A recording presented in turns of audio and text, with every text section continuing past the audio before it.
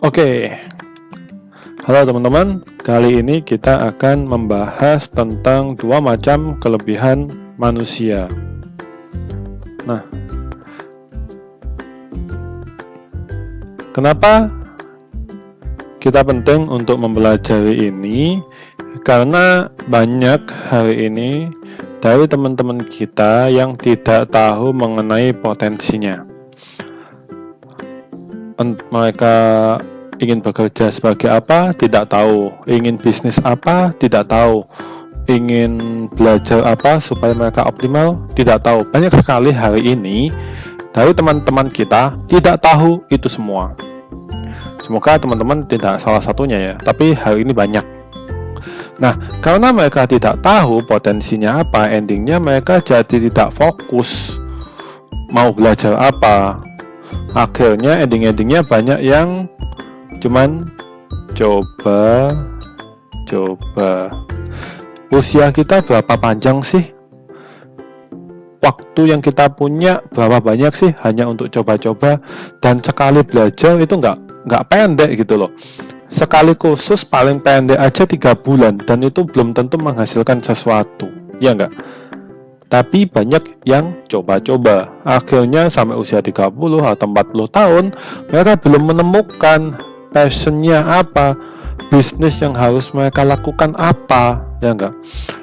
Akhirnya waktu mereka sia-sia.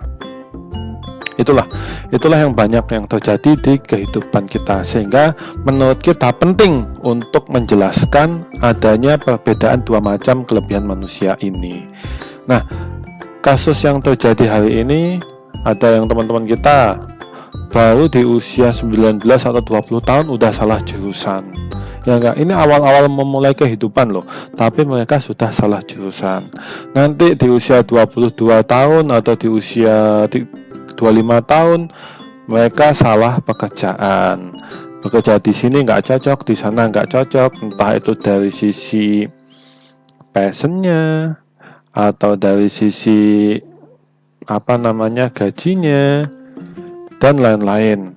Setelah itu ada juga yang bisnis nggak sesuai, baru bisnis 1-2 bulan bosen, 4 bulan capek, nggak ada 1 tahun atau 2 tahun udah gonta-ganti beberapa kali. Banyak yang mengalami ini semua.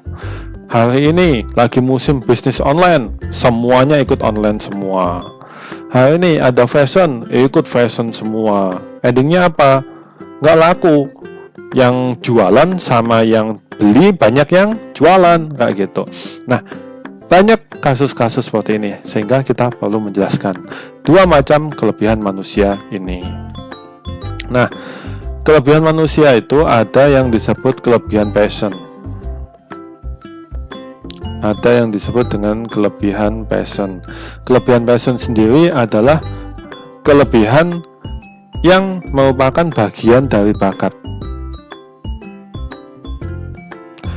atau bagian dari hoki, kita nyebutnya hoki kadang, atau bakat, hoki, setelah itu ketenangan.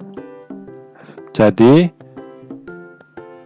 kalau orang bisnis di bidang ini atau di bidang kelebihan passion ini, mereka melakukannya tuh nyaman gitu loh, seakan-akan banyak banget yang tiba-tiba datang ke mereka sebagai keberuntungan. Contoh, baru jualan rumah, baru posting di mana gitu, entah posting di OLX atau posting di Facebook, tiba-tiba ada yang beli, tiba-tiba ada yang hubungi mereka, atau mereka tenang, nyaman gitu loh, melakukan kegiatan ini nyaman gitu loh, sehingga lebih produktif dalam menjalaninya gitu.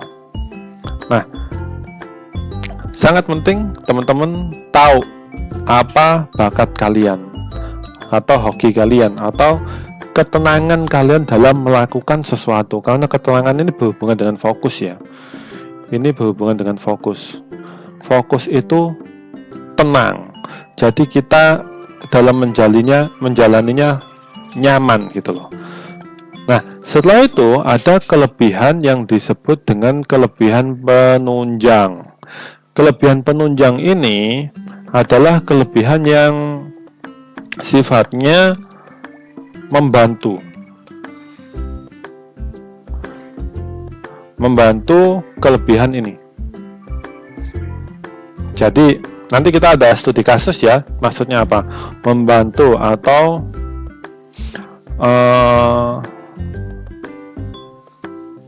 apa ya? Ya penunjang ya menunjang. Maksudnya upgrade atau pembeda. Jadi kelebihan penunjang ini yang akan membuat setiap orang memiliki ciri khasnya masing-masing. Inilah kelebihan penunjang. Nanti kita akan lebih paham pada saat kita membahas di studi kasus. Nah, kita masuk ke studi kasus. Kita akan membahas dari sisi koki ya teman-teman. Koki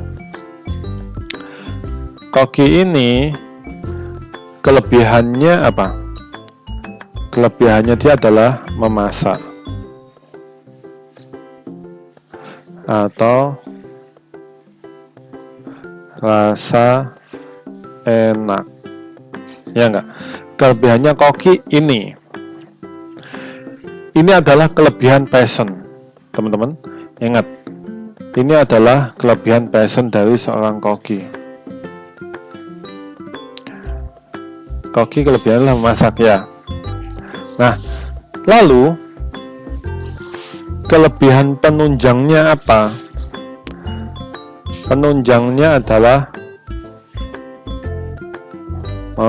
anggaplah memotong cepat. Setelah itu dia bisa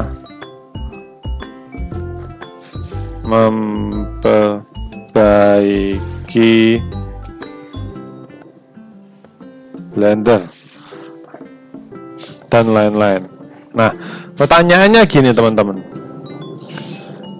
Ini adalah penunjang. Sekarang kita tanya kepada teman-teman. Seorang koki lebih baik dia belajarnya apa? Tentu jawabannya jelas. Memasak dan bagaimana menciptakan rasa yang enak, ya enggak? Ini adalah yang harus dipelajari oleh seorang koki, ya enggak? Perlu enggak dia latihan memotong lebih cepat? Ya, penting. Tapi perlu enggak ini menjadikan fokus? Enggak. Kecuali kalau dia tukang potong daging. Kecuali kalau dia tukang potong ayam. Skill yang harus dipelajari adalah memotong dengan cepat. Tapi seorang koki enggak. Dalam jumlah sangat besar, mereka bisa mendelegasikan tugas itu kepada anak buahnya kalau sekedar memotong, ya enggak? Kalau sekedar hal-hal sepele kayak gitu. Lalu memperbaiki blender. Apakah seorang koki perlu masuk teknik elektro supaya memperbaiki blender? Enggak perlu juga gitu loh. Nah, ini tapi dia hanya sekedar tahu nanti kalau ada blender rusak dia perbaiki gitu. Nah, kebanyakan orang banyak salah nih. Dia nggak tahu. Contoh koki ini nggak tahu nih ceritanya. Koki ini nggak tahu kalau dia itu punya bakat memasak gitu. Endingnya pada saat ada kasus memperbaiki blender, dia merasa, oh ternyata aku bisa elektro nih. Oh ternyata aku kayaknya ada bakat nih di blender nih. Nah, endingnya apa? Endingnya salah jurusan. Akhirnya kuliah teknik elektro. Akhirnya dia usaha potong ayam, usaha potong daging, dan lain-lain kayak gitu. Adalah lagi ini contoh di dunia marketing ya teman-teman. Marketing kemampuan utamanya adalah kita ngomong di sini kelebihan passionnya adalah, kita pecah dulu ya. Nah, kalau marketing kan paling penting kan adalah komunikasi. Nah, komunikasi. Ternyata orang marketing ini dia bisa komputer juga. Banyak nggak teman-teman kayak gini? Banyak, apalagi anak-anak milenial, dia benar-benar banyak yang update tentang HP, update tentang komputer. Ending-endingnya apakah seorang marketing ini harus masuk di teknik informatika atau teknik komputer? Ya enggak, dia masuknya adalah jurusan manajemen atau ilmu komunikasi atau yang lainnya. Tapi karena dia merasa, oh aku bisa komputer nih, kayaknya aku belajar ini deh, teknik komputer deh, kayak gitu. Endingnya apa? Ya salah jurusan, pasti dia nggak lulus nanti di kuliah ini, kecapean dia. Atau pada saat dia lulus kuliah, ilmunya nggak kepake, kayak gitu. Atau dia bisa komputer, setelah itu dia bisa apa lagi nih? Mungkin dia karena laki-laki, dia bisa mesin. Nah, endingnya apa? Masuk teknik mesin sama teknik komputer. Mereka kan nggak banyak ngomong, mereka nggak diajari bagaimana komunikasi yang menjual, mereka nggak pernah diajari bagaimana membuat suatu negosiasi. Endingnya apa? Ya mereka nggak optimal lah potensinya ini. Ininya nggak optimal sama sekali. Nah, kalau ini nggak optimal, ya ini hilang kayak gitu. Ini nggak bakal optimal. Nah, oleh karena itu, penting dari kita untuk mengetahui sebenarnya